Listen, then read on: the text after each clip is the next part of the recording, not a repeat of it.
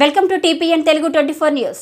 ఏపీలో చంద్రబాబు కూటమి విజయం. Telangana CM Revanth Reddy interesting reaction. Andhra Pradesh ఎన్నికల్లో ఊహించని ఫలితాలు వెల్లడయ్యాయి. వైనాట్ 175 అంటూ ఎన్నికల్లో దిగిన అధికార పార్టీ వైఎస్ఆర్ కాంగ్రెస్ అనూహ్య రీతిలో ఓటమి మూటగట్టుకుంది. వైసీపీని ఓడించడమే లక్ష్యంగా బరిలోకి దిగిన తెలుగుదేశం, జనసేన, బీజేపీ కూటమి ఏకంగా 165 సీట్లు గెలుచుకుంది.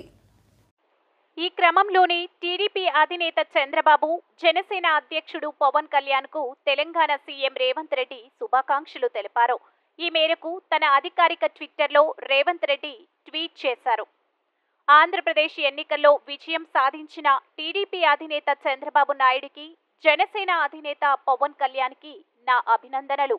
ఇరు రాష్ట్రాల మధ్య సత్సంబంధాలను కొనసాగిస్తూ సమస్యలను పరిష్కరించుకుంటూ అభివృద్ధి పథం వైపు సాగుదాం అంటూ రేవంత్ రెడ్డి ట్వీట్ చేశారు.